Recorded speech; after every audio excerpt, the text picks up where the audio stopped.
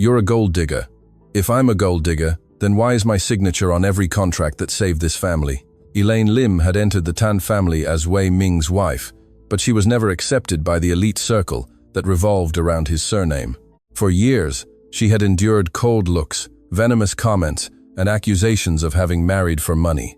On the night her mother-in-law tried to force her to sign a divorce settlement that would leave her with nothing, the truth began to seep through the cracks of luxury. What no one imagined was that the woman they called an opportunist was silently holding the documents that kept the Tan Empire standing. The main ballroom of the Fullerton Hotel glittered as if all of Singapore had been polished for that evening. Crystal chandeliers cast light over champagne flutes, expensive dresses, dark suits, and smiles trained to hide poison. Elaine Lim stood beside Tan Wei Ming, wearing a deep blue dress she had chosen herself, without asking for anyone's opinion, yet she still felt the weight of every gaze piercing her skin. Eleanor Tan, her mother-in-law, raised a glass in the center of the ballroom and said with cutting sweetness, "There are women who join a family for love, and there are women who join for the bank account." A few people laughed quietly. Wei Ming's jaw tightened. Elaine remained motionless. Eleanor continued, looking directly at her. "Tonight, our family will correct a mistake." Elaine felt Wei Ming's hand touch her back lightly. Too late, too weak. She heard his cousin, Marcus Tay, murmur near the bar, "Finally, they're going to clean up the Tan name." A lady dripping with jewels added, "Yeah, poor Eleanor, putting up with that girl for years." Then Eleanor approached with a white folder in her hands and said in front of everyone, "Sign it, Elaine. Leave with dignity before we have to drag you out of here." Wei Ming said softly, "Ma, don't do this." Eleanor replied without looking at her son, "You've already done too much for this woman." Elaine stared at the folder, then at her mother-in-law. Her voice came out low, but so firm that the surrounding chatter slowly died. "If I'm a gold digger, then why is my signature on every contract that saved this family?" For a second, the entire ballroom seemed to fall silent.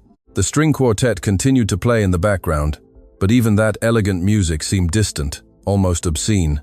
Eleanor clutched the folder to her chest, as if Elaine had touched an invisible wound. Wei Ming turned to his wife, confused, and that confusion hurt more than the public humiliation. He didn't know, or perhaps he had never wanted to know. Elaine saw in his eyes the same astonishment she had so often seen in the long-serving employees of Tan Holdings when she entered discreetly through the side door of the headquarters, always after 8 p.m., always without her surname on any staff pass. "What contracts?" Wei Ming asked, not realizing that his question was a confession of his absence. Eleanor laughed dryly and replied, "Don't be ridiculous. You always like to seem more important than you are." Elaine held the wedding band on her finger with her thumb, not to protect it, but to remember the weight it had already carried. "Ridiculous was your courage to call me a parasite in front of people drinking champagne, paid for by a company that should have gone bankrupt 3 years ago." A murmur spread through the tables. Marcus slammed his glass on the counter with excessive force. Wei Ming took a step forward, but Elaine raised a hand, demanding silence without asking for permission. Eleanor quickly regained her composure, as she always did when someone threatened the impeccable image she had built over decades. With her gray hair in a perfect chignon and emeralds around her neck, she looked like a queen judging an insolent servant. "Do you forget who you're talking to?" she said, handing the folder to an aide. "This night was supposed to be clean, a discreet agreement, an elegant divorce. But since you insist on behaving like a blackmailer, let's speak plainly. You entered this family with no assets, no name, no background. My son gave you a condo, security, access, a surname, and now you want to turn gratitude into a threat." Elaine looked around, saw curious faces, some satisfied, others alarmed. At a nearby table, the former chief financial officer of Tan Holdings, Francis Cheong, lowered his eyes as if carrying guilt. It was a small, almost invisible gesture, but Elaine noticed it. He knew. Maybe not everything, but enough. Wei Ming also saw Francis's movement and frowned. Eleanor pointed to a side table, where a silver pen rested beside the documents. "Sign the agreement. You leave without a scandal, without a lawsuit, and without trying to take what was never yours." Elaine walked to the table. For a moment, everyone thought she would obey. She picked up the pen, twirled it between her fingers, and placed it back down, perfectly aligned with the paper. "I can't sign a lie just to protect your family's pride." Wei Ming took a deep breath, as if the air in the ballroom had become too heavy. He had always known his mother's coldness, but there was a difference between knowing and confronting. And that night, in front of investors, relatives, and society journalists invited under the pretext of celebrating the 90th anniversary of Tan Holdings, he realized that Elaine wasn't just being insulted, she was being erased. During their 4 years of marriage, he had grown used to seeing her endure small slights, elegant insinuations, forgotten invitations, place settings far from the main table. He had always thought that if he didn't react, the conflict would diminish. He had always told himself he was protecting their marriage from Eleanor's implacable temperament. Now, watching Elaine's hand tremble for just a second before regaining its firmness, Wei Ming understood that his neutrality had been a cowardly form of abandonment. "Elaine," he said in a low voice, "let's talk in private." She turned to him with a calmness that hit him like a closed door. "Everything I did for this family was in private. Wei Ming, your mother chose to do the humiliation in public." Eleanor narrowed her eyes. "Enough. You will not turn my party into a drama," Elaine replied. "I wasn't the one who brought a divorce agreement to a party." The word divorce spread through the ballroom like a spark on expensive fabric. Some guests moved closer, pretending to look for waiters. Others discreetly raised their phones, and a Tan family security guard tried to stop the recordings without creating more of a scene. Marcus crossed the ballroom with a tense smile. He had the easy charm of men accustomed to being forgiven before they explained themselves. "Elaine, you're upset. Everyone understands, but inventing stories about contracts and bankruptcy won't improve your situation." She looked at him, and for the first time that night, her face showed something beyond contained pain. It showed contempt. "You should be the last one to talk about contracts, Marcus." His expression changed, just at the corner of his mouth, but it changed.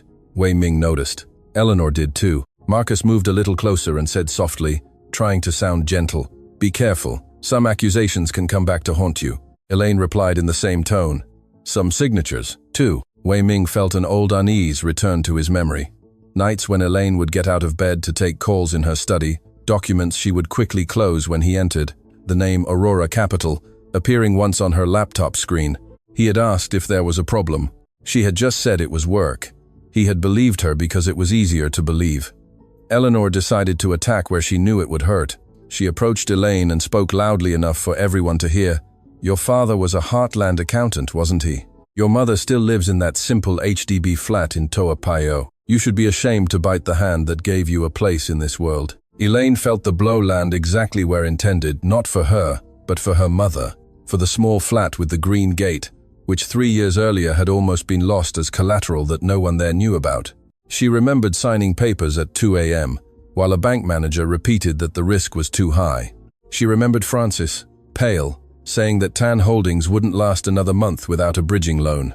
She remembered Wei Ming sleeping on their condo sofa, exhausted, unaware that his wife was in the next room, negotiating to save the surname that despised her. "My mother taught me not to owe character to those who only have money," Elaine said. Some women held their breath.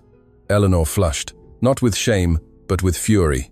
"You just destroyed any chance of leaving here peacefully." Elaine tilted her head. "I stopped leaving peacefully the day I understood that my silence only protected you." Wei Ming tried to touch her arm, but Elaine moved away before his fingers could reach her. The small gesture devastated him. He remembered the first time he had taken her to the family's good-class bungalow in Bukit Timah, when Elaine still smiled with a quiet hope, holding a pandan chiffon cake made by her mother, because she believed affection could cross class barriers. Eleanor had barely tasted it. Marcus had joked about its charming simplicity. Wei Ming had laughed awkwardly, as if the joke were smaller than it was. Back then, Elaine still sought his hand under the table. Now, in the middle of the ballroom, she kept her distance, like someone who had finally seen the full extent of the wound. "I didn't know about any contracts," Wei Ming said, more to her than to the others. Elaine looked at him. "I know." The answer should have been a relief, but it was laden with a deeper sorrow. "You didn't know because you never asked when I came home with red eyes. You just said your mother needed time." He opened his mouth but found no defense. Eleanor seized on her son's silence. "See? Not even Wei Ming believes this fantasy. You've gotten lost in your own ambition, dear." Elaine smiled without joy. "No, Eleanor. I got lost trying to save a family that never considered me a part of it." It was at that moment that a quiet movement started at the entrance to the ballroom. An elderly man, in a dark suit and with slow steps, passed the security guards with the authority of someone who didn't need to raise his voice. Mr. David Devon, the historic lawyer for Tan Holdings, carried an aged leather briefcase that clashed with all the glitter of the party. He was not a man for public appearances. He preferred closed rooms, documents reviewed 3 times, and sentences that carried weight because they were rare. Seeing him, Eleanor lost control of her face for an instant. Marcus took a step back. Francis Chung rose from his table nervously. Wei Ming turned in surprise. "David, what are you doing here?" The lawyer didn't answer immediately. He walked to the center of the ballroom, stopped before Elaine, and did something that provoked a new murmur among the guests. He bowed his head slightly to her in respect. "Mrs. Tan," he said. Eleanor cut through the air with her voice. "This is a family matter. You were not called." Mr. Devon looked at the white folder on the table, then at the pen, then at the woman, trying to maintain a dynasty through the force of lies. When a waiver of matrimonial assets is presented under public duress, it ceases to be just a family matter. Eleanor gasped as if she had received an unforgivable affront. "You have worked for Tan Holdings for 30 years. Devon replied without changing his tone. "I work for the legality of Tan Holdings' actions, not for the pride of those who try to rewrite history." The sentence landed heavily. Wei Ming felt the symbolic ground of his family shift beneath his feet. Elaine closed her eyes for a brief moment, not in relief, but in exhaustion. She knew Devon's arrival changed everything, but she also knew that no truth came without a price. Eleanor approached the lawyer and said softly, almost hissing, "Put that briefcase away and get out of here before I consider this a betrayal." Devon held the briefcase with both hands. The betrayal began when they tried to turn the person who sustained the debt restructuring into an opportunist. Marcus let out a short laugh. "This is absurd." The lawyer turned to him. "Would you like me to start with the derivative contracts that nearly blocked our international credit lines, or with the meeting minutes from which your signature conveniently disappears from that operation?" Marcus's face lost its color. For the first time, the guests weren't looking at Elaine as an intruder. They were looking at the Tans, as if the marble beneath their shoes had cracked. Wei Ming took a step toward the lawyer, but his voice came out hoarse. "What debt?" Devon looked at him with a mixture of pity and severity. "The debt your father tried to hide before he fell ill. The debt your mother managed with silence. The debt your cousin helped create, and the debt your wife prevented from becoming public bankruptcy." Wei Ming turned to Elaine. There were too many questions in his eyes. She looked away, not out of guilt, but because she couldn't bear to be discovered only after being destroyed. Eleanor slammed her hand on the table, knocking over a glass. Champagne spread across the white tablecloth like a golden stain. "No documents will be opened here." Elaine watched the stain grow and thought of all the stains she had tried to clean in secret. "You don't have to open everything tonight," she said, "but I won't sign anything." Eleanor laughed, trembling with rage. "Do you think you can stand against this family?" Elaine picked up the white folder with the divorce agreement, closed it calmly, and pushed it back toward her mother-in-law. "No, Eleanor. I have already stood against banks, creditors, cowardly board members, and the risk of losing my mother's home so that this family could continue pretending to be great. Standing against you is just the saddest part." The silence that followed was no longer one of curiosity, it was one of fear. Wei Ming was ashamed to breathe. He didn't know if he wanted to ask for forgiveness, demand explanations, or go back in time to every night. Elaine had seemed distant, and he had chosen not to cross that distance. The woman before him did not look like an exposed gold digger, nor a wife desperate to keep her marriage. She looked like someone who had finally dropped a heavy weight on the floor and discovered her hands were still bleeding. "Mr. Devon approached Wei Ming and said in a low voice, but audible enough for Eleanor to hear, "The board needs to be convened before documents are destroyed." Marcus reacted too quickly. "That's an accusation, David," he replied. "It's a precaution." Eleanor looked at Elaine with cold hatred. "You have no idea what you've just done." Elaine held her mother-in-law's gaze. "I know exactly what. For the first time, I've done something for myself." She then removed the wedding band from her finger. Wei Ming stood frozen, as if that gesture had torn away the last thread keeping him upright. Elaine placed the ring on the table, next to the pen she had refused to use. "When the whole truth comes out, Wei Ming, maybe you'll understand that I never wanted your family's money. I just wanted you to have the courage to choose me before you lost me." Elaine walked out of the ballroom without running, without crying, without looking back. The hotel corridor seemed impossibly long, lined with mirrors that reflected her image in fragments. The dress intact, her face pale, her eyes dry purely from discipline. Behind her, voices began to overlap. Security tried to contain guests. Eleanor demanded that phones be collected. Marcus disappeared through a side door, and Mr. Devon remained in the center of the chaos, like a man who had waited years for the right moment. Wei Ming stared at the ring on the table. For the first time, that small circle of gold didn't seem like a symbol of marriage, but proof of everything he had failed to protect. When he finally ran into the corridor, Elaine was already near the lifts. "Elaine, wait."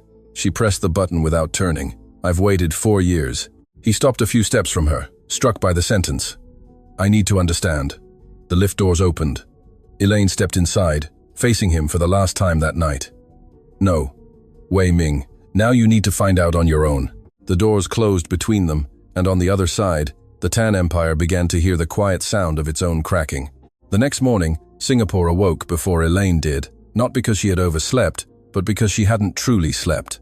The quiet condo in River Valley felt too large without Wei Ming's messages blinking on her screen, and too small for the number of memories haunting her. The video from the party was already circulating in the closed Telegram groups of the elite, edited to the worst possible angle. Eleanor, with the posture of a victim. Elaine, with her firm voice. Mr. Devan, appearing as if bringing a threat. The most repeated captions said that the Tan heir's wife had tried to blackmail the family during a celebration. Elaine read it once and switched off her phone. On the kitchen counter was an untouched cup of coffee, and next to it, a grey folder with old copies of contracts she had never wanted to use as a weapon. Her mother called 3 times. Elaine didn't answer. It wasn't a lack of love. It was the fear of hearing Mrs. Lim's voice and remembering that the simple HDB flat with the green gate could still be dragged into the storm if Eleanor decided to turn the documents into a war. When she finally took a deep breath, she took a small suitcase from the wardrobe. She didn't choose expensive dresses or jewelry or anything that might look like a rich woman's escape. She chose documents, 2 changes of clothes, her laptop, and an old photograph of her parents in front of their first accounting office in the Heartlands. The photo trembled in her hand as she whispered to herself, "I saved their company, but I might have put everything that was mine on the edge of a cliff." At the glass tower of Tan Holdings in Raffles Place, Wei Ming entered without greeting anyone. The surname at the reception still opened doors, but that morning it seemed to weigh like an accusation. Employees averted their eyes, directors whispered near the lifts, and the boardroom was closed with 2 security guards at the door. He went straight to the old legal archive, a floor he rarely visited because he had always believed the family business was too solid to hide ghosts. Mr. Devan was waiting for him at a table covered with boxes. "You should have told me," Wei Ming said, unable to decide if it was a demand, a plea, or shame. The lawyer looked at him over his glasses. "I told your father when it was still possible to act. Then I told the one who had the courage to act." Wei Ming closed his eyes for a moment. Elaine, Devan opened a folder marked Aurora Capital and placed a contract addendum before him with her signature on the last page. "Your wife entered the renegotiation as an external consultant because no bank wanted to hear the Tan surname anymore without real guarantees. She brought creditors back to the table, reorganized deadlines, placated strategic suppliers, and prevented news of insolvency from reaching the market before a recovery was in place." Wei Ming ran his fingers over the paper, recognizing Elaine's handwriting, that subtle curve in the E he had seen in notes left on the fridge. "Why did she hide this from me?" Devan sighed. "Perhaps because you were always too busy trying not to choose a side." The sentence wasn't cruel. It was worse. It was accurate. While Wei Ming read the first sequence of contracts, Eleanor Tan was turning her GCB living room into a war room. The curtains were drawn, the phones rang incessantly, and a PR consultant took notes at a table where coffee grew cold in porcelain cups. Eleanor wore a flawless light-colored suit, but her eyes betrayed a sleepless night. "The narrative is simple," she said, tapping her nail on the tablet screen. "Elaine tried to pressure the family for money. The lawyer showed up because he was manipulated by her. Wei Ming is shaken and will not be making any statements." The consultant hesitated. "Mrs. Tan, there are mentions of contracts. If the press asks for details," Eleanor interrupted her.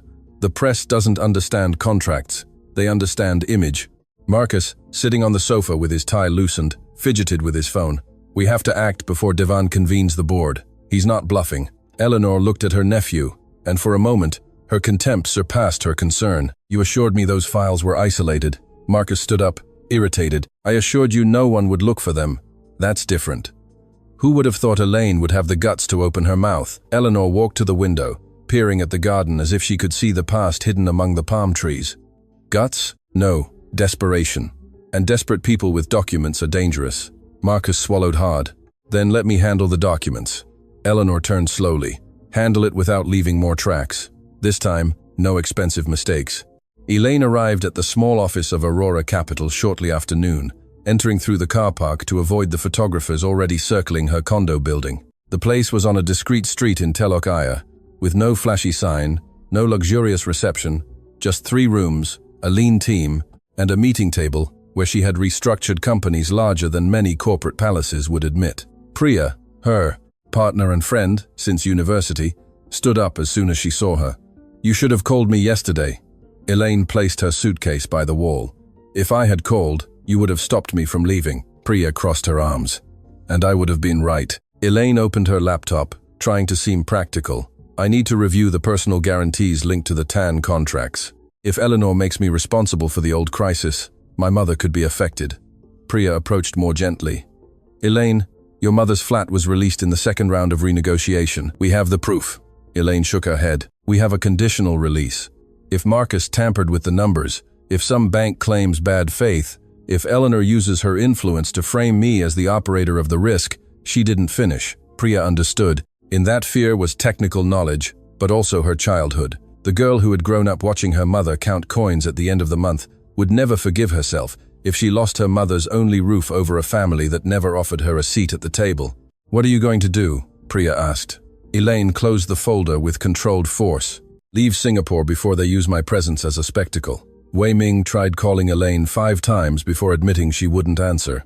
He sent a short message, then deleted it. He sent a longer one, and deleted that too. Nothing seemed worthy in the face of the papers he was reading. In the 3rd contract, he found a clause for a transitional guarantee linked to a property of small value compared to the Tan Empire, but described with an address in Toa Payoh. He recognized the street. He had been there once for Elaine's mother's birthday, when he had pretended not to notice his own family's awkwardness upon entering that simple flat. The blood rushed to his face. She put up her mother's flat. Devan remained silent long enough for the answer to sting. For 48 days. Then she managed to replace the guarantee with export receivables. Wei Ming pushed his chair back, feeling nauseous. "And nobody told me." The lawyer closed one of the boxes. "You were the director of expansion, Wei Ming, not a child." There were signs. That hit him with force. Signs. Elaine taking calls in the bathroom during dinners. Frances Chong standing up whenever she entered a room. Eleanor changing the subject whenever anyone mentioned restructuring. Elaine herself saying once on a dimly lit night in their condo that love shouldn't depend on a surname. He had thought it was poetic. It was a cry for help. "Where is she?" Wei Ming asked. Devan hesitated. "If I knew, I wouldn't tell you without her permission." Wei Ming clenched his jaw. "I'm her husband," the lawyer replied sadly. "Yesterday, in front of everyone, that wasn't enough to protect her." At the mansion, Marcus wasted no time. He went down to the garage, got into his black Mercedes, and called an old contact in the holding's IT department. He didn't ask for anything explicit. Men like him knew how to cover crimes with administrative words. "I need a preventive cleanup of the old servers, duplicate folders, obsolete files, things with no operational value." On the other end, the contact asked if there was formal authorization. Marcus smiled humorlessly. "Do you prefer a formal authorization or to continue being remembered when bonuses are distributed?" The answer came weakly. Marcus hung up and tapped his fingers on the steering wheel. He didn't just hate Elaine because she threatened his position. The hatred came from something more humiliating. She had seen what he tried to hide, even from himself. 3 years earlier, Marcus had bet too high on risky contracts to prove he wasn't just the charming cousin of the heir. When it all nearly collapsed, Eleanor had protected the surname. Wei Ming's father had fallen ill, and Elaine, the wife with no pedigree, had come in through the back door with solutions he hadn't been competent enough to create. Since then, her every silence reminded him of his inferiority. Every insult he hurled at her was an attempt to restore the world to its preferred order. Him on top, her below. But now the order was crumbling, and Marcus knew that if the complete documents came to light, he wouldn't just lose a position. He would lose the version of himself he had sold to the entire family. In the late afternoon, Elaine went to her mother's block. She didn't intend to go up, just to watch from a distance and confirm there were no journalists, suspicious cars, or messengers from the Tan family. The simple HDB estate, with its old trees and children returning from school, seemed to belong to another country within the same city. Mrs. Lim was at the common corridor, watering plants in clay pots, as if the world hadn't collapsed the night before. Elaine parked a little further down the road, but her mother saw her, with the rearview mirror of a lifetime. Without rushing, Mrs. Lim turned off the tap, walked to the car, and tapped lightly on the window. Elaine opened it, trying to smile. "I just came to see if everything was okay." Mrs. Lim rested her arms on the window frame. "Liar. You came to say goodbye without coming up." Her daughter swallowed hard. "Ma." Lucia touched her face with a hand wet from water and soil. "I saw a piece of the video. Not all of it. Enough to know you're still protecting people who don't deserve it." Elaine closed her eyes.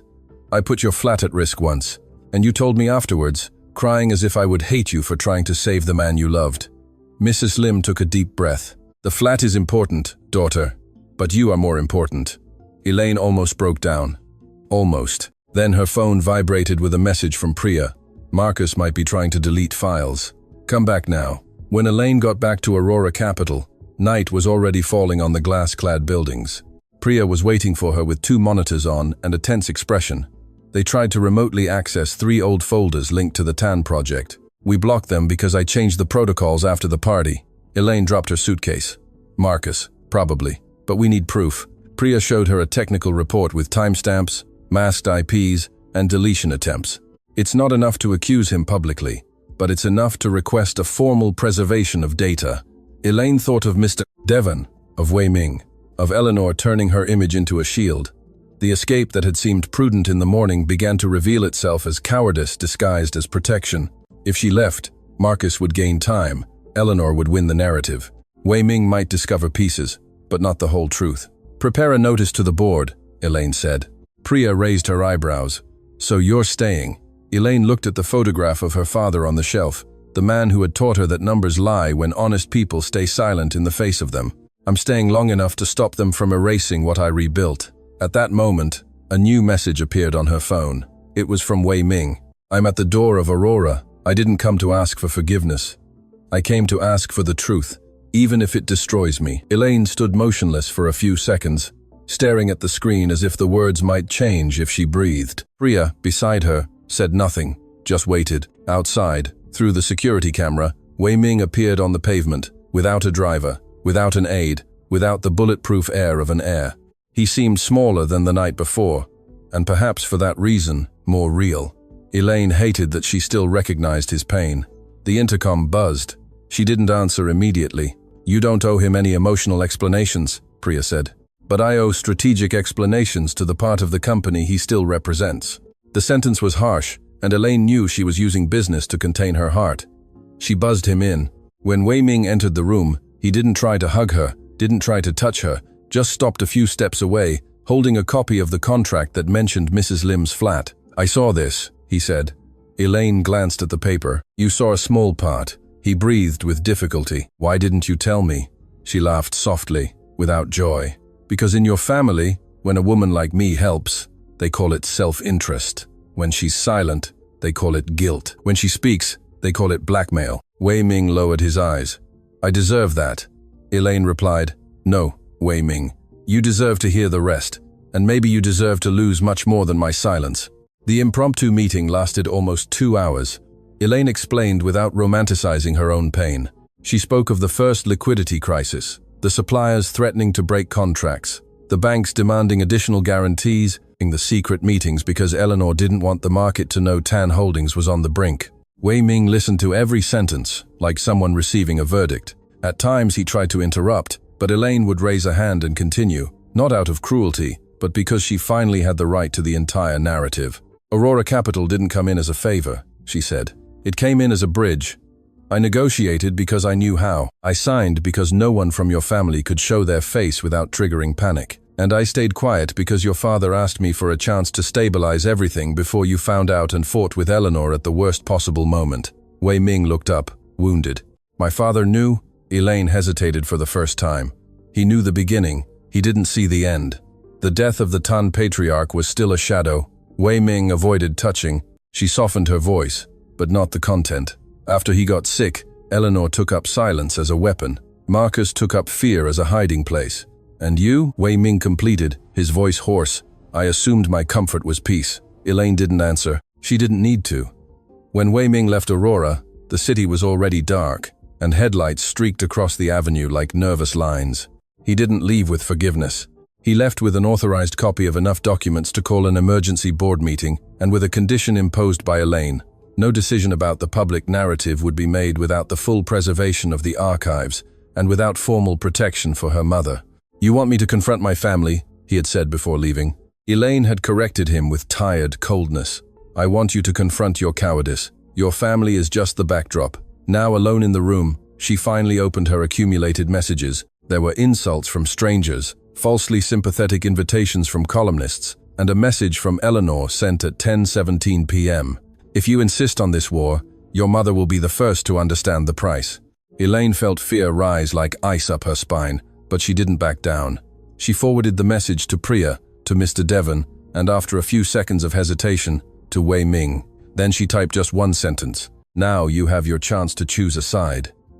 The message from Eleanor stayed open on the screen for too long, as if each word had teeth. Elaine wasn't easily frightened by threats, but there was a brutal difference between being attacked and seeing her own mother placed at the center of a war that should never have reached her. Priya read the text twice with a clenched jaw and said, "This is no longer just image management. This is intimidation." Elaine closed her laptop, opened it again, then placed her hands flat on the table to stop them from shaking. "She knows where to hit me." Mr. Devon replied almost immediately, asking that no one delete anything, and promising to file a request for evidence preservation with the holding's internal board. It took Wei Ming 8 minutes to call. Elaine looked at his name on the screen without answering at first. On the third call, Priya spoke softly. "It's not about forgiving, it's about knowing what he's going to do." Elaine answered on speakerphone. Wei Ming's voice was restrained, but there was something new in it, an anger that didn't seem theatrical. "My mother just denied sending it. She said her phone was used by an assistant." Elaine let out a short laugh. Of course, in the Tan family, even cruelty needs intermediaries. Wei Ming took a deep breath. "I'm going to get your mother now." Elaine stood up. "You are not showing up at her flat like a late hero." He replied firmly, "Then tell me what I can do before Marcus does something worse." For the first time in years, Elaine heard in that question not authority, but surrender. Still, her response came out harsh. "You can start by not deciding for me." The next morning, Tan Holdings convened a restricted board meeting on an emergency basis. The 28th floor room, with its glass walls and view of the Marina Bay skyline, seemed less a center of power and more an aquarium where predators feigned serenity. Eleanor sat at the head of the table before everyone else, as if the chair were a natural throne, while Marcus took the seat to her right, with a tablet in his hands and a calculatedly offended expression. Wei Ming entered last, accompanied by Mr. Devon, and did not kiss his mother on the cheek. The small gesture crossed the table like a declaration. "Before the fantasies begin," Eleanor said, "without waiting for a formal opening, I want to register that my daughter-in-law is emotionally unstable and trying to use old documents to gain an advantage in the divorce." Wei Ming placed a folder in front of her. "Elaine didn't ask for money." Marcus chuckled softly. "Not yet." Wei Ming turned to him. "You tried to delete files last night." Marcus raised his eyebrows. "Careful, cousin. Accusation without proof is desperation." Mr. Devon distributed copies of a preliminary report. There was an attempt of unauthorized access to folders related to the restructuring project. The origin is still being verified, but as a precaution, the entire digital and physical archive must be preserved. Eleanor slammed her hand on the table. "Precaution or legal blackmail?" the lawyer replied. Precaution would have been not to publicly humiliate a relevant signatory of the contracts that keep this company operational. Several board members exchanged glances.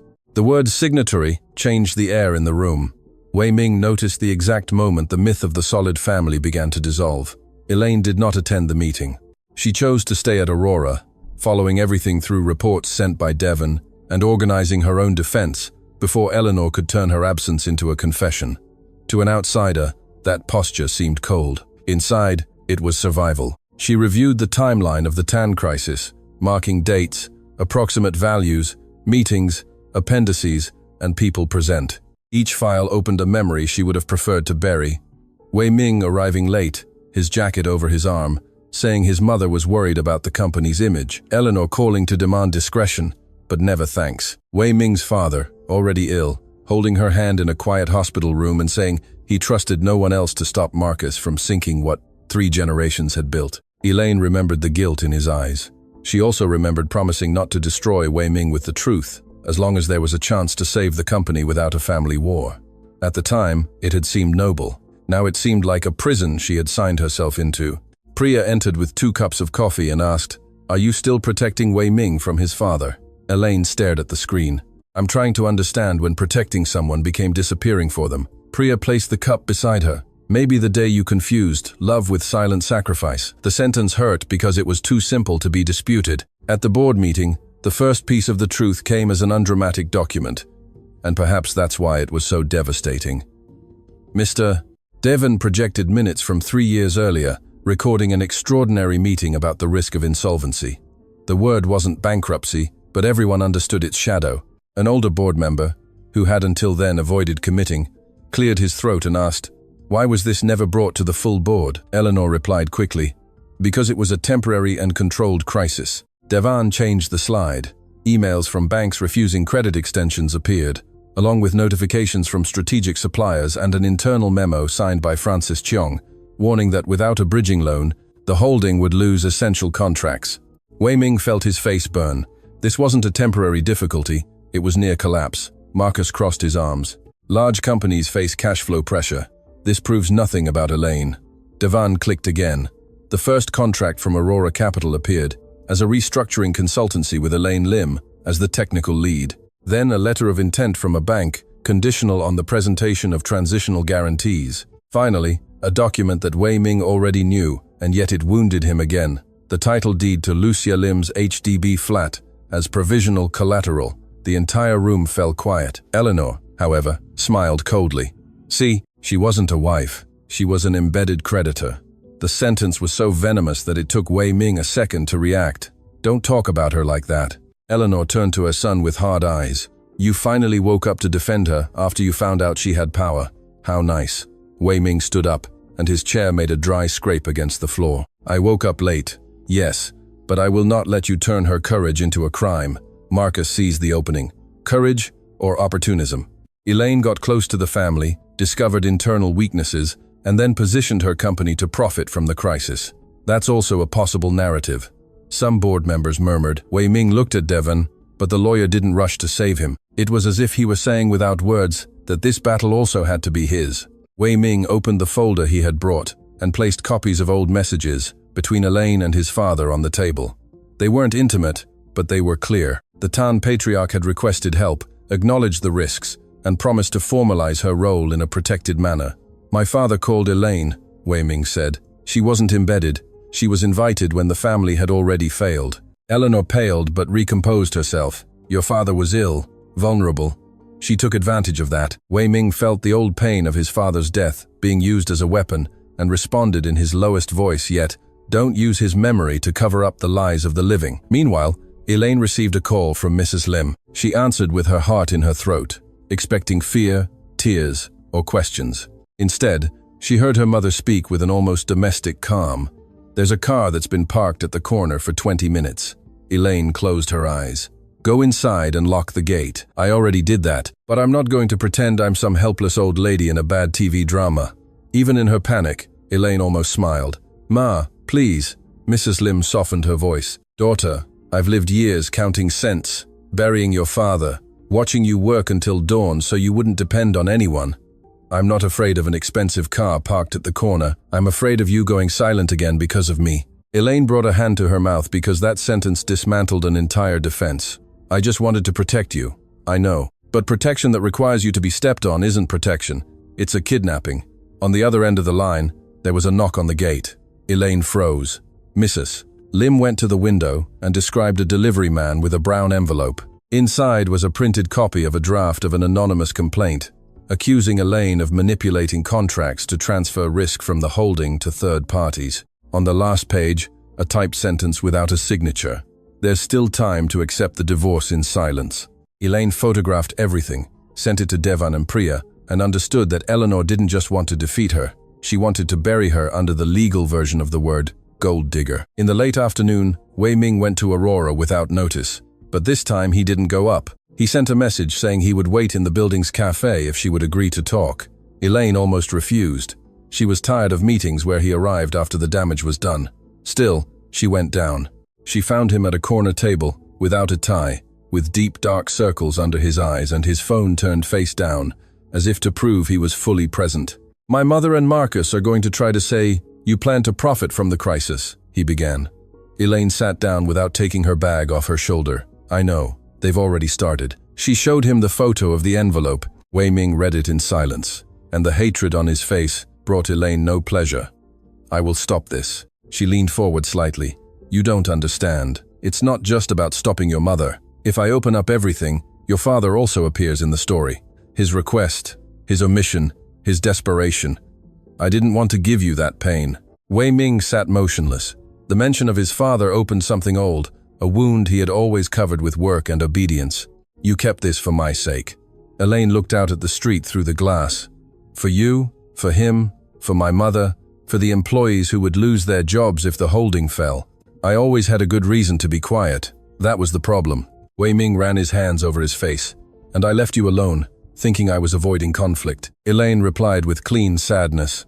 "You avoided the conflict and left me to live inside it." The conversation didn't end in an embrace. It couldn't. There was too much truth and too little trust between them. Wei Ming said he planned to call for an independent audit and temporarily remove Marcus from financial decisions. But Elaine warned him that it wouldn't be enough if Eleanor controlled the public narrative. "She will say you're bewitched by your wife," Elaine said wearily. "She will say I used my marriage to access documents. She will say your family was the victim of an ambitious woman." Wei Ming looked at her. "And what do you want to do?" Elaine took a deep breath. That was the question no one had asked her at the beginning, when everyone had decided for her, about her, despite her. "I want to preserve all the files, formally protect my mother, and present the contracts to the full board before they become selective weapons. But I don't want you to speak for me." Wei Ming nodded slowly. "Then I will stand by your side, without taking your voice." The sentence was beautiful, but Elaine had learned that beautiful sentences could be cheap. She watched him for a few seconds, searching for the man she had loved beneath the layers of heir, obedient son, and neglectful husband. "You will lose things if you do this," she said. He replied without looking away, "I've already lost what I should never have risked." For the first time, his pain didn't ask for absolution. It just sat there. When Elaine returned to Aurora, she found Mr. Devan waiting in the meeting room. He had aged several years in a single day. On the table, he placed a sealed black folder. "There is something you need to see before we decide on tomorrow's strategy." Priya closed the blinds. Elaine felt her stomach sink. "More contracts?" Devan shook his head. "A private minute. Your father-in-law asked me to keep it in case the crisis re-emerged." Elaine opened the folder carefully. Inside was a declaration signed by the Tan Patriarch just weeks before his final hospitalization. The text acknowledged that Aurora Capital, represented by Elaine Lim, had not only provided consultancy, but had assumed personal risks to preserve the operational continuity of the holding. It also cited evidence that Marcus's decisions had aggravated the initial crisis. However, in the last paragraph was the part that made Elaine lose her breath. The Patriarch authorized, in the event of any attempt to hold Elaine unduly responsible, the conversion of certain guarantees into preference shares in the holding. Priya brought a hand to her mouth. Devan spoke softly. "If Eleanor keeps attacking you, the contracts themselves could put you in a position of direct influence over the company." Elaine closed her eyes. It was a defense, but it was also a bomb. If used, it would confirm in the eyes of the elite exactly the accusation Eleanor was spreading. The humble woman would end up with power over the Tan Empire. That night, Elaine stayed alone in the room after everyone had left. The lights of the CBD glittered outside, cold, multiplied in the glass of the buildings. On the table were the threat sent to her mother, the reports of deletion attempts, the Patriarch's declaration, and Wei Ming's messages awaiting a response. Everything pointed in one direction. There was no longer any way to win in silence. But winning by speaking also meant destroying the last innocent version Wei Ming had of his father and exposing her own mother to cruel curiosity. Elaine took the ring she still kept in her bag from the party and placed it next to the black folder. The gold seemed small next to the paper. The marriage suddenly seemed smaller than the truth, and yet it still hurt more. She recorded a voice message for Wei Ming, deleted it, recorded another, and deleted it again. Finally, she wrote only, "Tomorrow, at the full board meeting, I will speak, not for revenge, for a boundary." On the other side of the city, at the Tan Mansion, Eleanor received confirmation that Elaine would not be leaving Singapore. She looked at Marcus and said, "Then, tomorrow she learns that any savior can be turned into a culprit if the story is told in the right order." Marcus smiled, but his hands were trembling. Neither of them knew that the right order, for the first time, would not be chosen by them. The full board meeting was scheduled for 9 a.m., but the war began before 8. The Tan Holdings building was surrounded by photographers, business columnists, and onlookers pretending to be there by chance. Eleanor knew how to turn corridors into stages, and that morning, every detail had been thought out to make Elaine appear cornered before she even entered. At the main entrance, a leaked press statement suggested the company would investigate possible conflicts of interest involving external consultancies and familial relationships. The text didn't name Elaine, but everyone knew how to read poison when it was packaged in corporate language. Priya stopped the car in the side garage and looked at her friend. "You can still let Devon lead." Elaine adjusted her blazer, which was too simple to compete with the luxury and too firm to look like surrender. "I spent 4 years letting men in suits conduct my story, not today." In the back seat, Mr. Devon held the black folder with the Tan Patriarch's declaration. "We don't have to use everything at once," he cautioned. Elaine nodded, but her eyes were dry. "I don't want to destroy anyone on impulse. I just won't let them turn me into the culprit to save their pride." When she got out of the car, there was no jewelry, no big rehearsed smile, no husband by her side. There was only a woman walking through the underbelly of an empire that was also, in part, the product of her sleepless nights. On the 28th floor, Eleanor already occupied the head of the table, dressed in navy blue, surrounded by board members, legal advisors, and 2 representatives from creditor banks, invited by her to give an appearance of neutrality. Marcus was to her right, his face recomposed and a red folder in front of him. Wei Ming was on the other side of the table, not touching his coffee, his eyes fixed on the door. When Elaine entered with Priya and Mr. Devon, the silence was not of respect, but of calculation.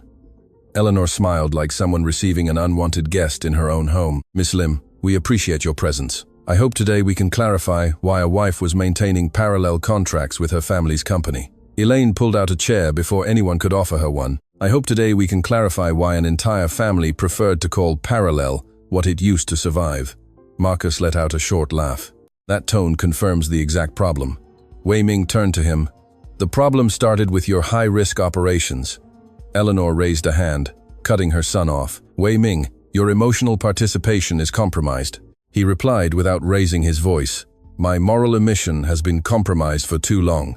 Today, at least, I will speak up when they try to lie." The sentence shifted something in Elaine's face. It wasn't forgiveness. It was the recognition that for the first time, he hadn't waited for her to bleed out alone before lamenting the wound. Eleanor opened the meeting with the precision of a woman who had rehearsed every word in front of the mirror. She presented Elaine as a consultant, lacking full transparency, mentioned her marriage to Wei Ming as a potential undue advantage, and suggested that Aurora Capital had positioned itself strategically to gain influence over the holding. The words were chosen to not sound like slander, but each one pushed Elaine toward the image of a sophisticated opportunist. When Eleanor finished, Marcus displayed colorful graphs and clipped emails, omitting key dates. "We don't deny there was technical support," he said, pointing to the screen. "We question the intention. Why would a wife, newly arrived in the family, agree to assume such risks? Altruism? Love? Or a long-term strategy to acquire power over a weakened group?" Some board members lowered their eyes. The accusation was dirty because it touched on the doubt the elite had always wanted to keep alive. Elaine waited for him to finish. Then she opened just one small folder, not the black one. "May I respond with the correct order of events?" Eleanor leaned back. "As long as you don't turn this into a melodrama." Elaine stared at her mother-in-law. "Melodrama was handing me a divorce agreement at a party. This is called documentation." Priya connected the laptop to the projector. The first timeline appeared cold, clear, impossible to sway with gossip. Elaine started with the crisis, not with herself. She showed the risky contracts led by Marcus, the warnings from Francis Chong, the ignored memos, and the frustrated attempts to obtain credit without additional guarantees. She used no adjectives, didn't call Marcus irresponsible or Eleanor a liar. She did something more dangerous. She let the numbers breathe. Tan Holdings wasn't just uncomfortable, it was close to a breach of confidence with strategic suppliers and banks. If the market had known at that moment, export contracts, hotels, and property developments could have entered a domino effect. A bank representative cleared his throat, acknowledging the scenario. Elaine continued. Aurora Capital was called in by Mr. Tan Kok Hua, then chairman of the group, on the recommendation of Francis Chong. There was no approach from me. There was a formal request for help. Eleanor pressed her lips together. My husband was medicated and vulnerable. Elaine took a deep breath. That was the hidden blade. Which is why I brought messages with Mr. Devon copied in and records of meetings with your presence. Eleanor, the screen changed. There were emails in which Eleanor herself authorized discreet meetings and requested that Aurora's involvement not be disclosed to preserve the public perception of solidity. The room stirred with murmurs. Wei Ming closed his eyes for a second. His mother's lie finally had her signature on it. Marcus tried to interrupt. These emails don't prove she wasn't planning to benefit. Elaine turned to him calmly. You're right. Intention is proven by consequence. Let's look at the consequences. The screen displayed Aurora Capital's invoices, with reduced rates and extended payment terms, well below what a crisis consultancy would charge in a similar situation. Then came the temporary waivers of bonuses, the confidentiality terms demanded by the holding itself, and finally, the replacement of the guarantee on Lucia Lim's flat with corporate receivables. As soon as the operation stabilized, Elaine felt her throat tighten seeing her mother's address projected in that cold room. For 48 days, my family assumed a risk that no Tan was willing to put their own name on because everyone was afraid of triggering public insolvency clauses. I didn't do it to take over the company. I did it to prevent thousands of employees from paying for the vanity of a half-dozen executives. The silence that followed was not empty, it was heavy. Eleanor, sensing the shift, attacked with her last emotional weapon, and yet you kept it all hidden from your husband. What kind of wife turns her marriage into a financial instrument? Elaine felt Wei Ming stir, but she answered before he could. The kind of wife who thought she was protecting a man from his father's shame, his mother's cowardice, and his own inability to look behind the family's curtains. The sentence hit Wei Ming too, and she knew it. There was no way to save the truth without hurting those trapped within it. He didn't look away. Instead, he stood up and spoke to the entire table. Elaine didn't deceive me to get access. I deceived myself because I preferred to believe my family was just difficult, not unjust. I saw signs and chose comfort. If there is a marital failure here, it begins with my omission. Eleanor looked at him as if she had lost a son in public. You're going to humiliate yourself for her? Wei Ming replied, I'm not going to stop her from being humiliated to protect you. Marcus pushed his chair back. What a beautiful scene. But you still haven't explained the conversion clause. The words sliced through the room. Eleanor turned to him, furious that he had brought it up prematurely. Some board members leaned in. Elaine looked at Devon. The lawyer opened the black folder but didn't take everything out, just placed the patriarch's declaration in front of her. Elaine held the paper for a moment. It was the point of no return. If she read it, she would prove her defense and open the door to a power she never wanted. If she didn't, Marcus would use the secret against her. She thought of her mother and the green gate, of the ring on the table, of the nights she had confused love with silence. Then she looked up. Yes, there is a conversion clause, and it exists because Tan Kokwa knew his own family might try to sacrifice me. Mr. Devon read the declaration in a firm voice. The patriarch acknowledged Aurora's role, Elaine's good faith, the risks she assumed, and the evidence that internal decisions had worsened the crisis. He also authorized, if Elaine were unduly held responsible or attacked with manipulated documents, that certain protective guarantees be converted into preference shares, not with immediate operational control, but with veto power over operations that increased systemic risk. In other words, it wasn't a trap to take over the empire. It was a break to stop the empire from destroying the person who had saved it. A board member asked for the floor, visibly shaken. So, Miss Lim could have activated this before? Elaine nodded. I could have. Why didn't you? She looked at Wei Ming, then at Eleanor. Because I still believed gratitude didn't need to become a legal instrument. I was wrong. Eleanor laughed, a shaky sound. Or you waited for the best moment. Elaine approached the table, placing both hands on the wood. The best moment would have been when your family was on its knees before the banks. I could have demanded power, recognition, and public protection then. Instead, I accepted silence to avoid panic. What you call self-interest, I call accumulated emotional loss. Marcus was pale, because now the room understood that his narrative depended on erasing the order of events.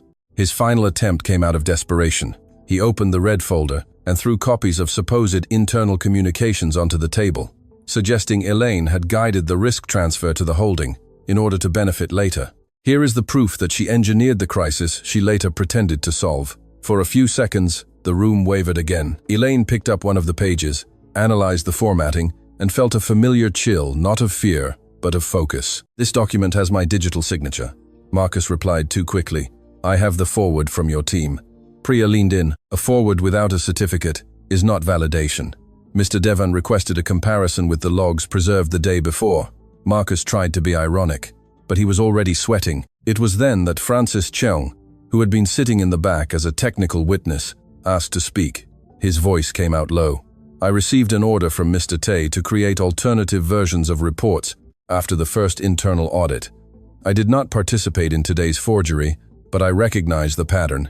Marcus stood up. "Liar!" Francis didn't look at him. He looked at Elaine, and I also recognized that Mrs.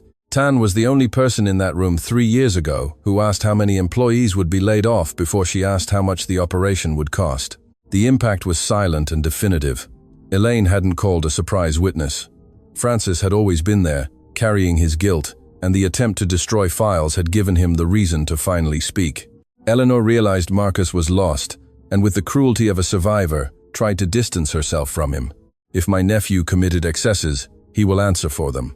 But that doesn't change the fact that Elaine hid documents from the family. Wei Ming looked at his mother as if seeing her without makeup for the first time. "You knew about the documents. Your emails are on the screen." Eleanor stiffened. "I protected the company," Elaine replied wearily. "No, you protected the company's image, using people as a wall." An independent director called for an immediate vote to preserve the archives, remove Marcus from any financial role, and launch an external audit. Another proposed formally recognizing Aurora Capital's role and retracting any communication that imputed bad faith to Elaine. Helena tried to protest, but she no longer commanded the room with the same magnetism. Her authority depended on everyone believing the empire was clean and Elaine was the stain. Now the stain had been revealed to be the foundation. Marcus, cornered, muttered to Eleanor, "You said you would control this." She didn't answer. The vote passed by a majority. Marcus was suspended. The archives were frozen. The public narrative would have to be rewritten before it was released. And Elaine, for the first time, was not asked to leave. She was consulted on the next steps. After the meeting, Wei Ming found Elaine in the side corridor, away from the cameras and board members. She was at the window, looking out at Singapore as if the city also demanded explanations. He stopped a few steps away, respecting the distance he had not understood before. "You won," he said, without cheap enthusiasm. Elaine didn't smile. "It doesn't feel like a victory when all you prove is that you didn't deserve to be humiliated." Wei Ming bowed his head. "I know." She turned to him. "Do you really? Because you spoke up today, but I still remember all the times you didn't." He received that without defense. "I'm not going to ask you to forget, or to come home, or to put the ring back on." His voice cracked slightly but continued. "I'm going to ask for the chance to make amends, without turning my guilt into pressure on you." Elaine studied him in silence. The man before her was not the heir she had known, nor the husband who had left her alone at the party. He was someone at the beginning of a necessary fall. "Amends begin when you stop thinking the center of the story is your regret," she said. Wei Ming nodded. "Then tell me where to start." Elaine glanced toward the boardroom where Eleanor was still speaking on the phone in a low voice. "Start by protecting my mother without using it as proof of love. Do it because it's the right thing to do." At the end of the day, Tan Holdings released a short statement, acknowledging internal inconsistencies in past operations, announcing an external audit, and denying any accusation of bad faith against Aurora Capital. It wasn't everything Elaine deserved, but it was the first public crack in the lie. Marcus left the building through the garage, unfilmed, escorted by 2 lawyers who no longer smiled at him. Eleanor remained on the executive floor late into the night, alone, staring at the city she had for years mistaken for her personal property. When Elaine arrived at her mother's flat, she found a private security patrol car at a discreet distance, hired by the Holding on a formal order from the board. Not a favor from Wei Ming. Mrs. Lim opened the gate and hugged her daughter without asking if she had won. Mothers understand that some battles, even when won, leave invisible bruises. "Did you speak?" she asked simply. Elaine closed her eyes on her mother's shoulder. "I spoke." Mrs. Lim stroked her hair. "Then the house is safer today than it was yesterday." Elaine almost laughed, almost cried. On her phone, a message from Wei Ming appeared. "Your mother is protected by a formal decision. No photos, no announcements, no strings attached." Elaine read it twice and didn't reply. Through the simple living room window, she saw the reflection of her own hand, ringless. The absence still ached, but for the first time in years, it also breathed. The morning after the meeting, the word fallout appeared in headlines that for years had only used legacy next to the Tan surname. The official statement from the holding had been careful, but the market knew how to hear what a company was trying not to say. Executive suspension, external audit, internal inconsistencies, governance review, each term was a half-open door. Elaine read the news in her mother's kitchen with a simple mug in her hands, while Mrs. Lim spread butter on toast, as if that domestic ritual could keep the world in order. Neither of them turned on the television. They didn't need to hear commentators turning their pain into analysis. Priya sent messages confirming that the archives were preserved, that Aurora Capital would receive formal recognition, and that the banks had agreed to review the guarantees without touching any of Mrs. Lim's assets. Elaine breathed easier reading that, but she felt no joy. She felt a profound exhaustion, as if she had walked through a fire, carrying things in her arms she wasn't sure she even wanted to keep anymore. Mrs. Lim placed the plate in front of her and said, "Eat before you decide to save someone else." Elaine almost smiled. "I think I'm tired of saving empires." Her mother sat across from her. "Then just save yourself for a while." The simple sentence opened a strange space inside her. For the first time, Elaine realized that the real victory might not be making the Tan family admit the truth. Perhaps it was learning to no longer live inside the need to prove her worth. At Tan Holdings, Eleanor's office seemed smaller without visitors, fresh flowers, and aides entering every 5 minutes to ask for her blessing. The board had temporarily suspended her powers of external representation until the audit was complete. An elegant phrase for saying she could no longer speak for the company, as if the company were an extension of her voice. Eleanor signed the receipt of the decision with her posture intact, but her fingers lingered too long on the pen. Wei Ming stood before her, not as a son seeking approval, but as the director appointed to oversee the governance transition. This change pained them both. "Are you satisfied?" she asked, without looking up. Wei Ming didn't answer immediately. He observed the woman who had taught him to shake hands firmly, hide fear in public, and call cruelty strategy when the surname demanded it. "There's no satisfaction in this, Ma." Eleanor laughed with bitterness. "Of course, now you talk like her." Wei Ming received the accusation without anger, maybe because Elaine said truths that this room needed to hear. Eleanor finally looked at him. There was weariness in her face, but also an old hardness fed by decades of power. "You think I wanted to destroy that girl? I wanted to stop our family from becoming a joke." Wei Ming took a step closer. "And for that, you made my wife a joke first." The word wife hung between them. Eleanor looked away. For the first time, she had no ready-made phrase. Caillot did not have the same elegance in his fall. He called lawyers, blamed subordinates, implied that Francis Cheong had been bought, and threatened to sue his own family for internal persecution. But as the audit progressed, his versions contradicted each other. The risky operations had been authorized by him. Subsequent reports had alterations without proper validation, and the recent attempt to delete files had originated from a contact linked directly to his office. There was no spectacular scene of arrest, no shouting in front of cameras. There was something worse for a man like Marcus, the slow loss of credibility among people who once smiled at him out of convenience. On the third day, the board removed him from all functions and forwarded the case for independent legal analysis. As he was leaving the building, he ran into Elaine in the lobby, accompanied by Priya. For a moment, the old reflex of arrogance returned to his face. "I hope you're happy. You've made it into the family history." Elaine stopped, not out of fear, but because certain doors only close when you look at them one last time. "I entered the history when you needed me and pretended I didn't. Today, I just stopped letting you write my name wrong." Marcus tried to smile, but the smile failed. "You think Wei Ming will be able to stand living in your shadow?" Elaine replied calmly. "If he's still afraid of my light, then he never deserved to walk beside me." She walked on without waiting for a reaction. There was no pleasure in seeing him diminished, only an ending.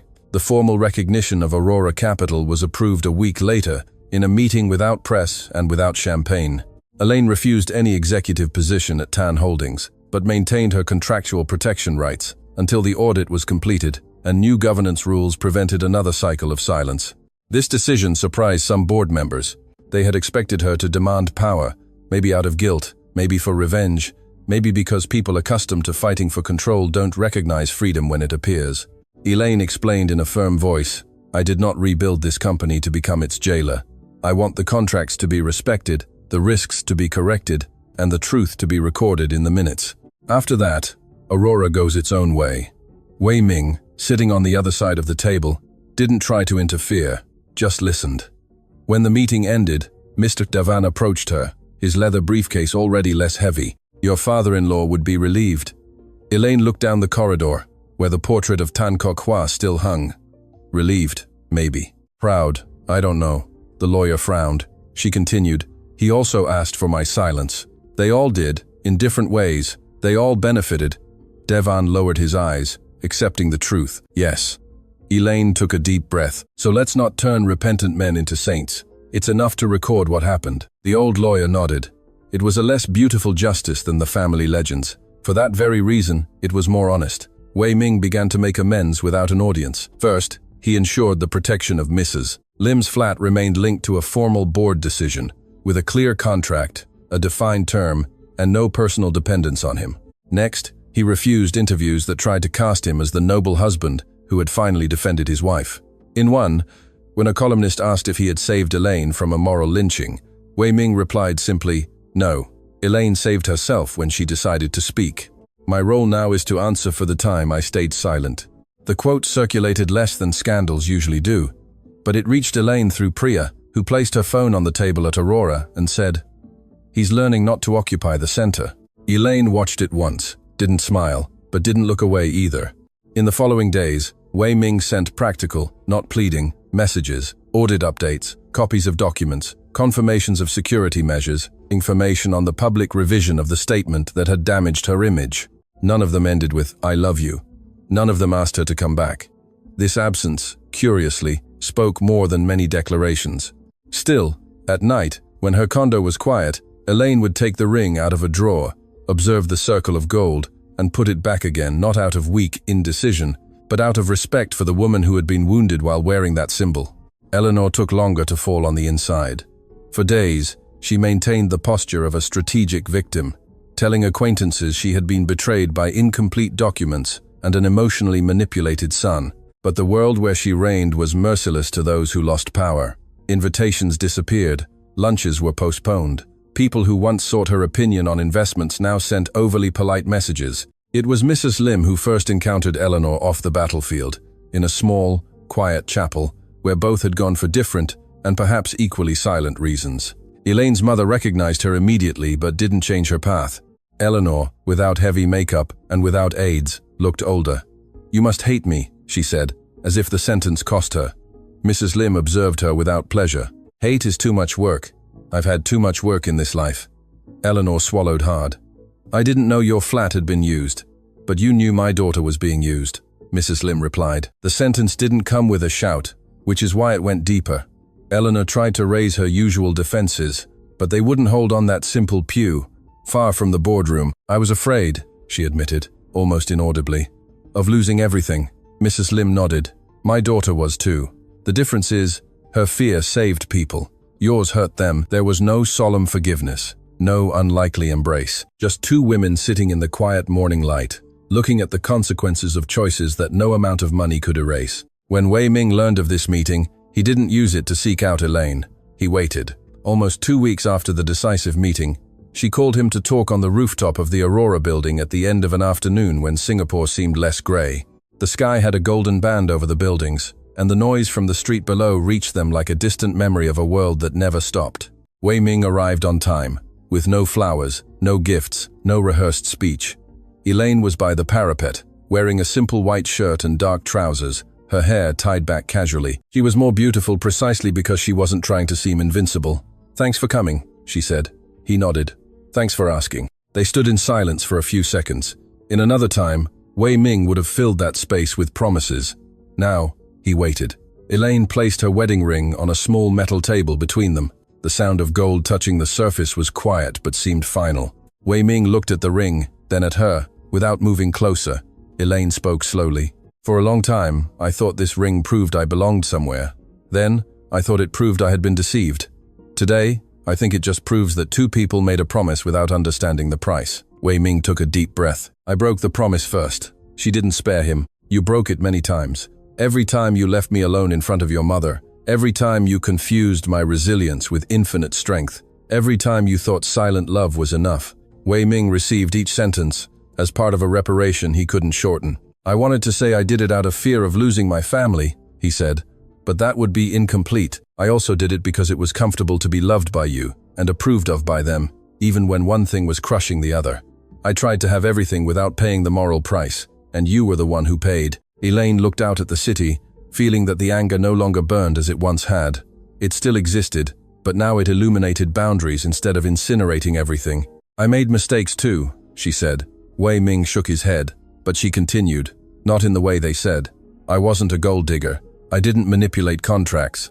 I didn't want power, but I turned my silence into a virtue because I was afraid of being seen as ambitious. I was ashamed to take up space. I was afraid that if you knew the extent of my help, our marriage would turn into a debt. So, I let it turn into loneliness. Wei Ming took a step, then stopped before getting too close. You didn't have to be so strong, Elaine smiled sadly. I know. I'm learning that late. The wind moved some papers held in a folder. Down below, cars turned on their headlights. The city didn't know that two people were trying to renegotiate something more difficult than contracts. Trust after omission. I'm not moving back to the penthouse, Elaine said. Not now. Maybe never. In that way. Wei Ming's face fell, and the pain on it didn't ask for comfort. I understand. She touched the ring with her fingertips but didn't pick it up. I also don't want a divorce signed out of pride, as if ending it is the only way to prove I respect myself. I want time, therapy, distance, difficult conversations, separate finances, clear truths. If there is a new beginning, it can't be born from guilt or from gratitude. Wei Ming looked at her as if that possibility were too fragile to be touched. And what do you want from me during this time? Elaine answered without hesitation. Consistency. Not grand gestures, not public declarations to salvage your image. I want to see who you are, when no one is watching and when defending me doesn't earn you admiration. He absorbed that with seriousness. I can do that. Elaine raised an eyebrow, almost with her old tenderness. You can try. Only time will tell if you can do it. For the first time, they both smiled slightly. Not because everything was resolved, but because the truth no longer needed to enter the room like an explosion. Wei Ming looked at the ring. Can I ask what you'll do with it? Elaine picked up the ring and closed it in her palm. Keep it. Not as a prison, as a memory. If I ever wear it again, I want it to be because I chose to. Not because I had to endure. The reconstruction of Tan Holdings took months, and there was no miracle. Contracts were reviewed, executives replaced, risk policies strengthened. Elaine's name appeared officially in the minutes as the technical lead of the restructuring that had avoided the group's collapse, and Aurora Capital grew without needing to exploit the scandal as advertising. Kaio faced internal proceedings and harsh settlements, losing the right to hold management positions in the group. Eleanor withdrew from the front lines, not out of sudden humility, but because she finally understood that command without trust is just expensive noise. In time, she sent Elaine a short letter. It didn't ask for forgetting. It acknowledged that she had confused protecting the family with destroying someone who didn't fit her model of a family. Elaine read the letter once, put it in a drawer, and didn't reply immediately. Some wounds don't need a spectacle to heal. Raphael, for his part, kept his promise. He showed up when agreed, didn't invade her space, didn't use guilt as a chain. He sometimes took Mrs. Lim to the market when she accepted. He sometimes stayed late, reviewing governance reports he once would have delegated. And in small conversations with Elaine, he learned to ask before deciding, to listen without defending himself, to love without turning protection into control. Months later, on the same rooftop at Aurora, Elaine met Wei Ming as night fell. There was no press, no family, no board, no contract on the table. Just coffee, the wind, and the lit-up city around them. He held an envelope with the final confirmation from the audit. Mrs. Lim's flat was completely unlinked from any old guarantee, and Aurora had formally ended its exposure to Tan Holdings' risk. Elaine read the document slowly. When she finished, her shoulders relaxed in a way Wei Ming had never seen. "It's over," she murmured. He replied, "This part, yes." She looked at him, noticing the delicacy of the phrase. He hadn't tried to turn the end of the risk into a mandatory new beginning. Elaine placed the document on the table, took the ring from her bag, and observed it in the dim rooftop light. Wei Ming didn't move. She then took his hand, placing the ring not on her own finger, but between both their palms. "I still don't know if we go back to being husband and wife like before." He squeezed her hand lightly. "Maybe like before isn't good enough." Elaine felt her eyes sting. Maybe not. This time, when he moved closer, she didn't pull back. The kiss was calm, without victory, without complete forgiveness, without an easy promise. It was just a possible beginning between two people who finally understood that love wasn't saving an empire in silence, nor apologizing after the ruin. Love was choosing the truth, while there was still time to rebuild. 6 months after the final audit of Tan Holdings, Elaine Lim returned to the Fullerton Hotel for the first time since the night her life had been torn apart in public.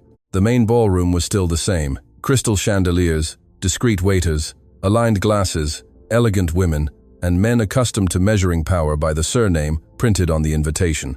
But something inside her had changed so much that the luxury no longer felt like a threat.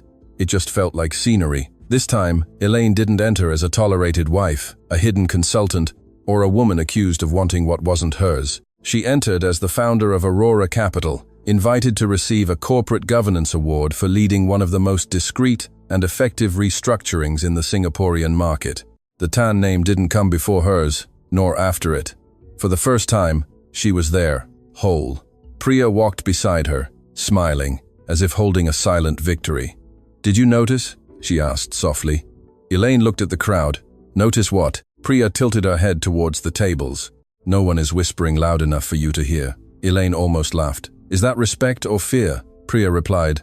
"At the beginning, for people like them, it's almost always the same thing." Across the ballroom, Tan Wei Ming watched her without approaching immediately. He had arrived earlier, not as an official escort, but as a guest of the holding's new board. He wore a simple dark suit, without the family crest that Eleanor used to have embroidered for important events. Elaine noticed that. She also noticed that he waited for the right moment, without crossing the room as if he had a right to her. When he finally approached, Wei Ming stopped at a respectful distance. "You look beautiful," he said calmly. Elaine raised an eyebrow. "Is that all?" He smiled slightly. "And dangerous to any ill-intentioned board of directors." She laughed. It was a quiet laugh, but a real one. Over the months, they had learned to talk without turning every sentence into a judgment. There were still scars, but they no longer bled at the slightest touch. "Did Eleanor come?" Elaine asked, looking discreetly around. Wei Ming took a deep breath. She came, but not to give a speech. Elaine understood the weight of that answer. Since stepping away from her role as the family's social matriarch, Eleanor had been living a kind of elegant exile. She was still rich, still respected by some, but she no longer commanded a room with just a look. The truth hadn't destroyed her completely. It had just taken away her right to destroy others without consequence. Shortly before the ceremony began, Elaine saw her former mother-in-law near a pillar, wearing a wine-colored dress and holding a small black clutch. Eleanor looked older, but not smaller. Her eyes met Elaine's. For a few seconds, neither of them looked away. Then, Eleanor walked towards her. Priya went on alert. So did Wei Ming. Elaine didn't move. Eleanor stopped in front of her and said in a low voice, "I didn't come to ask you to forget." Elaine replied with the same firmness, "Good, because I wouldn't." Eleanor's mouth trembled, almost a sad smile. "I know." She opened her clutch and took out a thin envelope. "This isn't for the press, not for the board. It's for you." Elaine didn't take it immediately. "What is it?" "A copy of the updated minutes of the Family Foundation. Your name has been removed from any negative record, and Aurora's role has been acknowledged in the family's private archives as well." Eleanor paused, as if each word had to break through a hardened part of her. "For years, I thought protecting a surname justified hurting people. You proved to me that a surname that needs lies to survive is already bankrupt." Elaine accepted the envelope. She felt no triumph, just a strange, almost tired peace. "Thank you for correcting the record," she said. Eleanor nodded. "I should have done it without needing to be defeated." Elaine looked at her, and for the first time, she could see not just the cruel woman, but also the frightened woman who had hidden behind that cruelty. It didn't erase anything, but it explained part of the fire. "Yes," Elaine replied. "You should have." Eleanor accepted the sentence as a just verdict, then walked away. The ceremony began soon after. When Elaine's name was called to the stage, the ballroom applauded. She walked without rushing. On the way, she saw Francis Cheng sitting discreetly at a side table. He had left Tan Holdings after collaborating with the audit and now worked for a financial literacy organization for small businesses. As their eyes met, he inclined his head in respect. Elaine did the same. On stage, she received the award from a female executive known for her ethical rigor. The microphone was adjusted, the room fell silent. Elaine looked at the people who had once judged her for her dress, her origin, her mother's flat, the surname she didn't have. Then she thought of Mrs. Lim, who had not wanted to come to the event because, in her words, fancy halls give me a headache. She thought of her father and his small accounting office, of the nights spent with impossible numbers. She thought of Wei Ming, who was looking at her not with possessive pride, but with clean admiration. For a long time, Elaine began, I thought competence needed to be silent, so as not to seem like ambition. I thought helping without asking for recognition was the noblest way to love. But I learned that silence can also become a prison, especially when other people profit from it. No one moved. She continued, governance is not just about protecting companies from financial crises. It's about protecting people from structures that use loyalty as an excuse to erase accountability. No empire is worth the dignity of those who sustain it. No surname is big enough to turn injustice into tradition. And no woman should have to lose everything to prove she never wanted to take anything. The applause came slowly at first, then grew. Elaine didn't cry. She smiled, small but whole. After the ceremony, Wei Ming found her on the hotel's terrace. It was the same hotel of her humiliation, but not the same ending. The Singapore night glittered below them, full of noise, headlights, and possibilities. Wei Ming handed her a glass of sparkling water. I thought this was safer than champagne, he joked. Elaine accepted. Wise decision. They stood side by side for a few moments. Then, Wei Ming took a small box from his pocket. Elaine looked at him, alert. He raised a hand before she could say anything. It's not a proposal. Not yet. It's a return. Inside the box was her ring, polished, but not looking brand new. Elaine recognized it immediately. You kept it? I kept it after you let me hold it that day, but I had something engraved inside. He handed her the box. Elaine took the ring and read the small inscription. Choice, not debt. Her chest tightened. Wei Ming spoke softly. If you ever want to wear it again, I want it to be for this reason. If you never do, it will still tell the truth. Elaine closed her hand around the ring. She didn't put it on her finger, not yet, but she didn't give it back either. She moved closer to him and rested her forehead on his shoulder for a few seconds. Wei Ming didn't hug her immediately. He waited. When she put her arms around him, then, yes. He wrapped his arms around her carefully. I'm still afraid, she confessed, of losing myself again trying to save someone. Wei Ming kissed her hair. Then, if I ever forget who you are, leave me, don't save me. Elaine closed her eyes. That was perhaps the most honest declaration he had ever made. In the distance, the city remained alive, indifferent, and luminous. Elaine held the ring in her palm, feeling the metal warm against her own skin. For the first time, that circle didn't feel like a prison, or proof, or a debt. It just felt like a possibility. And possibilities, she had learned, are only worth it when they don't require a woman to disappear to fit inside them. This story is, above all, a romantic drama about dignity, recognition, and the price of silence. Elaine's journey shows that often a person can sustain an entire family, company, or relationship without receiving credit, while those who benefit from this effort still judge them unfairly. The educational side of the narrative is in showing that love should not demand erasure, invisible sacrifice, or the acceptance of humiliation to maintain a beautiful social appearance. The story also speaks about social class and prejudice within wealthy environments. Elaine is called a gold digger, not because there is proof against her, but because her humble origins bother an elite accustomed to believing that only traditional surnames have value. The plot shows that appearance, money, and status do not define character, competence, or loyalty. Often, the one treated as inferior is precisely the one who possesses more courage, skill, and humanity. Another educational point is responsibility within relationships. Wei Ming is not a classic villain, but his omission is deeply hurtful. He teaches the audience that loving someone in silence is not enough when that person is being publicly humiliated. True love requires taking a stand, listening, making amends, and maturity. At the same time, Elaine also learns that staying silent to protect others can become a form of self-destruction. As entertainment, the story delivers family drama, romance, financial twists, elite conflict, a fall from power, and emotional catharsis. The audience follows the transformation of a wronged woman into someone who reclaims her own voice without depending on empty revenge.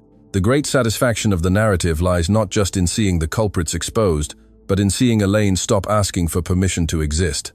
In summary, this is a story about a woman who was called a gold digger by people who owed her everything. It is a narrative of emotional overcoming, moral justice, and the rebuilding of love with healthy boundaries. The main message is, whoever saves everyone in silence also deserves to be seen, respected, and chosen out loud.